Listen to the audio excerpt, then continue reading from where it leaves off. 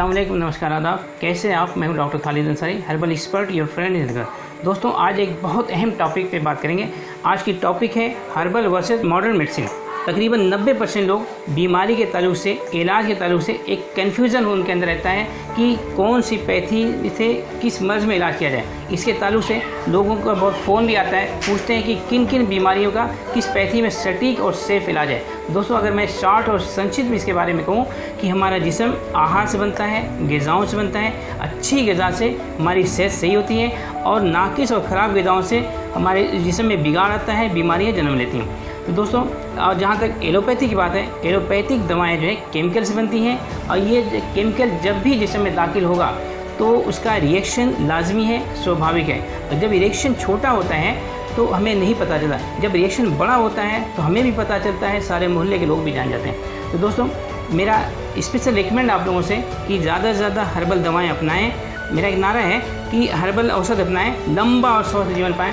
दोस्तों, अगर आप हमारी बात में समर्थन करते हैं, हमारी तारीफ करते हैं, तो अभी इस वीडियो को लाइक करें, नीचे दिए हुए बटन को सब्सक्राइब करें और ज़्यादा से ज़्यादा दोस्तों में, रिश्तेदारों में, व्हाट्सएप, फेसबुक, इंस्टाग्राम के ज़रिए से इसको शेयर करें। दोस्तों, तफसील में जाने से पहले हमें संक्षिप्त जानना होगा कि मॉडर्न पैथी का कंसेप्ट ऑफ ट्रीटमेंट क्या है और आयुर्वेदिक दवाओं का या यूनानी दवाओं का कंसेप्ट ऑफ ट्रीटमेंट क्या है, और इसके अलावा जो है उसका बेसिक काज क्या वो लोग मानते हैं मॉडर्न मेडिसिन में बीमारी का, और आयुर्वेदिक या यूनानी दवाओं में बीमारी की वजह क्या है, इन्हें हमें समझना होगा। तो जहाँ तक मॉडर्न मेडिसिन की बात है, मॉडर्न मेडिसिन का कंसेप्ट है कि बीमारियाँ जो है कीटाणु के दाखिल होने से होती हैं। कीटाणु से मतलब वायरस है, बैक्टीरिया है, फंगी, ये सारी चीज़ जब जिस्म में संक्रमित होते हैं तो बीमारी लाक होती है।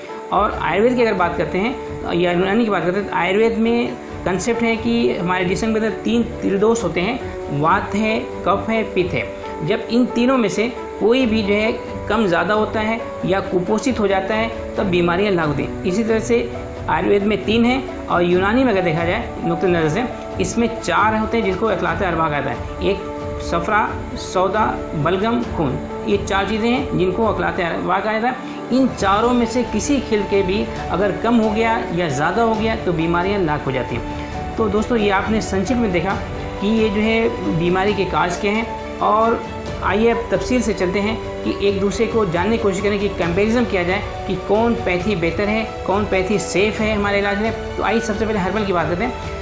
हर्बल जो पैथी है जिसमें आयुर्वेदिक और यूनानी दोनों आते हैं, ये हज़ारों साल पुरानी है। हमारे भारत ने सारी दुनिया के सामने इसके ज्ञान को पेश किया। ये स्वदेशी पैथी कहलाती है और इसके पैथी के ज़रिए से पुराने से पुराने बीमारी को जड़ से हम समाप्त कर सकते हैं। और इसके मुकाबले में अगर एलोपैथी को देखा जाए तो इसका पूरा इतिहास जो है 200-250 साल पुरानी है। ये विदेशी पैथी है और इसके लॉन्ग अगर ट्रीटमेंट किया जाए तो इसके बहुत सारे नुकसान होते हैं।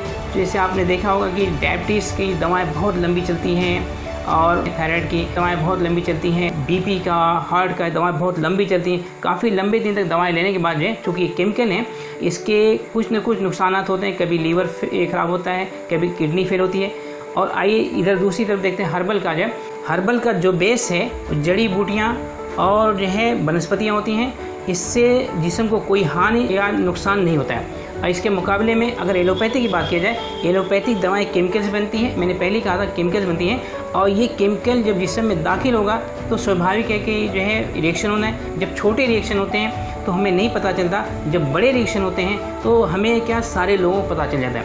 और तीसरी चीज़ हर्बल की अगर देखा जाए तो नोट करने की बात है, तीसरी चीज़ ये है कि हर्बल दवाओं से हमारे जिस्म के प्रतिरोधक क्षमता मतलब कि इम्यून पावर या सिक्योरिटी सिस्टम जो हमारे जिस्म में मौजूद अल्लाह ने दिया है, वो सिक्योरिटी सिस्टम पे कोई बुरा असर नहीं पड़ता है।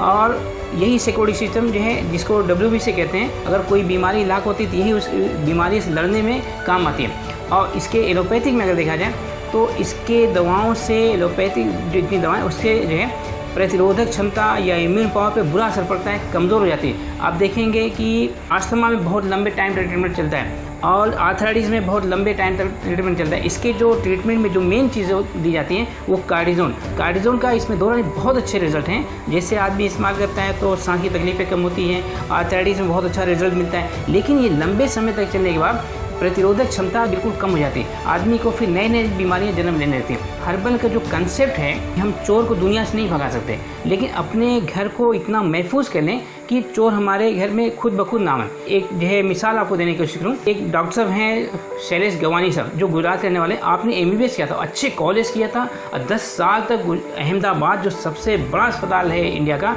उसमें 10 साल सर्विस करने के बाद उन्होंने देखा कि बहुत सारी एलोपैथी की दवाएं बहुत नुकसान करती हैं। उससे वो इतना जब मुतासिर हुए कि उन्होंने सोचा कि ये नुकसान करती है, बहुत फ़ायदा तो करता है लेकिन कितने लोग इसकी नुकसान से मर जाते हैं। उन्होंने उससे जो बिल्कुल उनको चिढ़ हुई और वो आयुर्वेद तरफ आए। आयुर्वेद में उन्होंने काफ़ी रिसर्च किया, आज वो आयुर्वेदा बने। उन्होंने एक अच्छी मिसाल लिया, वो मिसाल इतनी ज़बरदस्त है हर्बल और एलोपैथिक दवाओं के समझाने के लिए, उसके प्रभाव को, इनके इम्पोर्टेंस को।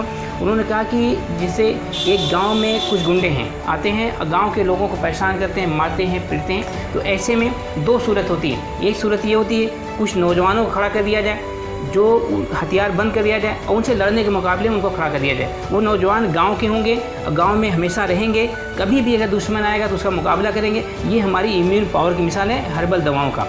और दूसरी चीज़ जो एलोपैथिक एक पुलिस के काम करती है कि अगर मान लीजिए कि गांव में कुछ गुंडे परेशान करें, ऐसे हालत में गांव के लोग लड़ाई नहीं लड़ें उसके खिलाफ जब मुकाबला नहीं करें, वो लोग पुलिस को बुलाते हैं। पुलिस आती है, एक बार डांटती है, फटकारती है, मारती है, खदेड़ती है, चले जाते हैं। फिर चंद देर बाद फिर आके गुंडे परेशान करते हैं, तो पुलिस फिर आती है, मारती है, भगाती है। इसी तरह बार बार जो है परेशान करना, बार बार पुलिस का आना, पुलिस भी एक दिन जो है इग्नोर कर देती है, पुलिस आने से जो है इनकार कर देती है। और एक चीज़ और होता है कि जब पुलिस कभी आती है तो कभी जो मुकाबला होता है उसमें गुंडों के मारने के साथ साथ कभी कभी जो है गांव के शरीफ आदमी मार जाते हैं, क्योंकि गांव के सारे लोगों को पुलिस नहीं पहचानती। इधर हर्बल में क्या होता है कि जो मुकामी बच्चों को तैयार किया गया है वो गांव के सारे लोग जानते हैं, वहाँ मुकाबला जो होगा तो वहाँ पे गांव के कोई नुकसान नहीं होगा। इस तरह से जो है देखते हैं कि अगर जो है अब इम्यून पावर मजबूत हो जाएगी तो कभी भी जो है कोई भी बीमारी हो, कहीं किसी तरह के जरासीम हो, उसको मुकाबला कर सकते हैं। और ये जो एलोपैथिक है, जो पुलिस का काम करती है, पुलिस बार बार नहीं आएगी। और दूसरी चीज़ आपको बता दूं कि इसके एंटीबायोटिक जो दी जाती है, जो मॉडर्न मेडिसिन का कंसेप्ट है कि कीटाणु दाखिल हुआ उसको मारने के लिए हमने जो है पुलिस को बुला लिया, एंटीबायोटिक जो काम करिए, तो इसके जो बुरे असरात कभी कभी होते हैं कि जिसे ये जिस्म के अंदर जो बैक्टीरिया को मारना चाहिए, उसके साथ साथ कभी कभी हमारे जिस्म में बहुत से बैक्टीरिया जो हमारे लाभदायक हैं, हमारे पाचन को सहायक होते हैं, ऐसे जिसको प्रो बैक्टीरिया कहते हैं, कभी कभी जो बैक्टीरिया को मारने के साथ साथ प्रो बैक्टीरिया मार देते हैं। इसके मिसाल आप दे दूँ कि एमॉक्सिसिलिन, क्लॉक्सरीन कभी भी हम देखते हैं इस्तेमाल करते हैं, तो ऐसे हालत में कभी लूज मोशन हो जाता है। बहुत से लोगों को दवाओं के बाद लूज मोशन, उसकी वजह क्या होती है कि जो पाचन के काम करती है बैक्टीरिया, वो भी जो है एंटीबायोटिक की वजह से मार दी जाती है। जो बीमारी फैलाती है वो भी मर गई, जो हमारा फ़ायदा करती है वो भी मर गई। तो इस तरह से लोगों को लूज मोशन होता है, इसलिए ये नुकसान। दूसरी चीज़ एंटीबायोटिक का नुकसान ये होता है कि आप हैरान हो जाएंगे कि तजुर्बा होगा आपको कि एंटीबायोटिक अगर आज हमने जो 250 mg का कोई दवा ले लिया, कल चंद दिन के बाद वही 250 mg से काम नहीं चलेगा, 500 mg लेना पड़ेगा, फिर 500 mg के बाद 1000 mg लेना पड़ेगा। तो ये रेसिस्टेंट हो जाता है, दवा इतने पावर नहीं काम करी, फिर बढ़ा पड़ा। आपको जान के हैरानी होगी कि एक एंटीबायोटिक के बजाय दो एंटीबायोटिक जोड़ी जाती है। जैसे अभी एमॉक्सिसिलिन और क्लॉक्सरीन हो गया, सेफेक्सिम, ओफ्लॉक्सिन हो गया, दो एंटीबायोटिक जोड़े, उससे भी नहीं काम चलता, 3 एंटीबायोटिक जोड़ी जाती है। ओफ्लॉक्सिन हो गया और जो है सेफेक्सिम हो गया, एजिथ्रोमाइसिन, 3 एंटीबायोटिक, कभी कोई 4 एंटीबायोटिक। बताइए इतनी एंटीबायोटिक का दाखिल होना, मरीज तो नहीं समझता कि इसमें कितनी एंटीबायोटिक मिली, वो बस एक गोली लिया, उसने नहीं देखा कितनी गोली में कितनी दवा मिली। वो एंटीबायोटिक समझ जिस्म में जाके डिस्टर्ब करेगी, इसमें दो ना ही कोई डिस्टर्ब होना है, उसके नुकसान होना है। अब 4 एंटीबायोटिक, 3 एंटीबायोटिक बार बार लंबे समय तक लेना, समझ जिस्म जो है जंग का मैदान बन जाता है, इसका नुकसान होना है। इससे जितना हो सके बचें। मैं आपको 1-2 मिसाल देने की कोशिश करूँगा, इसके बाद अपनी बात खत्म करूँगा। कि एक मतलब मैंने देखा कि एक हाइड्रोसिल का केस रहता है, हाइड्रोसिल का केस, वो आदमी जो है ऑपरेशन के लिए जाता है, एक जो है MBBS डॉक्टर के यहाँ, मैं नाम भी बता सकता हूँ ज़रूर पड़ने पे। वो MBBS डॉक्टर उसको ऑपरेशन के लिए लोकल एनेस्थीसिया जो ज़ाइलोकिन देते हैं टेस्टी के मुकाम पे, उसको ज़ाइलोकिन देने से उसका इतना सीवियर रिएक्शन होता है कि वो आदमी को कोई भी काउंटर ड्रग्स काम नहीं आती है, वो आदमी जान दे देता है। बताइए कि एक मामूली जो है ज़ाइलोकिन देने से वो आदमी का है जो है उसकी जान चली जाती है, हालांकि बगैर ऑपरेशन के वो आदमी एक नॉर्मल लाइफ काफ़ी ज़िंदगी तक जी सकता था। इसी तरह मैंने देखा एक मामूली जो निमोस्लाइड होता है, एक आदमी को पैर में चोट आया, वो पैर में चोट से जाके एक निमोस्लाइड खुद से लेता है, मालूम होता है कि दवा है, दर्द की दवा ले लिया, अब उसका रिएक्शन इतना ज़बरदस्त होता है कि वो आदमी डॉक्टर के जाता है, डॉक्टर कंट्रोल करता नहीं कंट्रोल करता, बाद में बड़े अस्पताल में जाता है, वहाँ कंट्रोल होता है। ये इवन कि उसको आईसीयू में भर्ती किया जाता है और वो मरीज़ जो है जान गंवा देता है। तो बताइए, एक मामूली चीज़ का रिएक्शन इतना भयानक होता है कि वो आदमी जान होता है। वो आदमी अगर चाहता तो एक नॉर्मल ज़िंदगी जी सकता था, हल्दी लगा करके उसमें नमक पानी का लोथा मार करके वो आदमी जी सकता था, लेकिन वो दवाएं नुकसान के इतने भयानक नुकसान हैं जिसका आप अंदाज़ा नहीं कर सकते। इसलिए मेरा रेकमेंड है कि आप जितना हो सके जो है एलोपैथिक दवाएं से अपने आप को बचाएं, अपने परिवार को बचाएं, जितना हो सके हर्बल दवाएं अपनाएं, एक लंबा और स्वस्थ जीवन पाएं। आज आपको मैं याद दिला दूँ, आज इस महामारी के दौर में जो कोरोना का दौर चला, पूरी दुनिया एकदम त्रस्त हो चुकी है। आज इसमें जो मरने वालों जो तादाद है वो वही लोग मरते हैं जिनकी इम्यून पावर कम है, जिनका जो है प्रतिरोधक क्षमता कम है, सिक्योरिटी सिस्टम कमज़ोर हो चुकी है। ओल्ड एज में वही लोग मरे। अगर दवाएं काम करती है तो कोई नहीं मरता, सारे लोग बचाते। इससे जाहिर होता है कि दवाएं ज़्यादा काम नहीं करें, इम्यून पावर ही काम करें। आज पूरी ग्लोबल तरीके जो निचोड़ कार्य वो यही है कि आप जितना अपने आप को इम्यून पावर बढ़ाएं। आज ताकीद की जा रही है कि बूढ़े लोग, ज़ईफ़ लोग घर से ना निकलें, छोटे बच्चे घर ना निकलें, क्योंकि इनकी सिक्योरिटी सिस्टम कमज़ोर होता है और यही लोग संक्रमित होंगे, यही लोग जो मरने की रेशियो ज़्यादा है। तो आप ये बात अच्छी तरह समझ सकते हैं कि पूरी दुनिया ये कह रही है कि जितना हो सके इम्यून पावर बढ़ाया जाए। इम्यून पावर बढ़ाने के लिए अब आपको फैसला करना होगा कि आप ज़्यादा से ज़्यादा हर्बल दवाएं अपनाएं, क्योंकि हर्बल दवाएं में बहुत सारी चीज़ें होती हैं जिससे इम्यून पावर बढ़ती है, प्रतिरोधक क्षमता पे कोई बुरा असर नहीं आता। लेकिन एलोपैथिक दवाओं पे प्रतिरोधक क्षमता पे भी असर आता है और इसके रिएक्शन भी होते हैं। लेकिन हाँ, मैं इनकी बुराई नहीं करता, लेकिन इतना ज़रूर कहूँगा कि इन्हें बहुत बड़ा शर्फ हासिल है कि हमें उस दवाओं से फ़ौरन हमें कोई चीज़ आराम मिल जाती है, इसमें दो राह नहीं। लेकिन कोई चीज़ जो है एलोपैथिक दवाओं का जो मामला है वो बीमारी के लक्षण को दबा देते हैं और उसके जो कारण को हमेशा नहीं निकालते। लेकिन उसके मॉडर्न के मेडिसिन के मुकाबले में जो हर्बल दवाएं हैं, यूनानी और आयुर्वेदिक हैं, यहाँ पे जो है पूरी जड़ से बीमारियाँ जा सकती हैं। ऐसी जाएंगी दोबारा जीवन में शायद ना आए। मैं आपसे इस पर रेकमेंड करता हूँ कि आप ज़्यादा से ज़्यादा जो हर्बल दवाएं अपनाएं, लंबा और स्वस्थ जीवन पाएं। मैं इसी के साथ अपनी बात को ख़त्म करूँगा। अगर मेरी बात पसंद आती है इसको लाइक करें। हमारी अगली मुलाकात नई वीडियो के साथ। अल्लाह हाफिज़।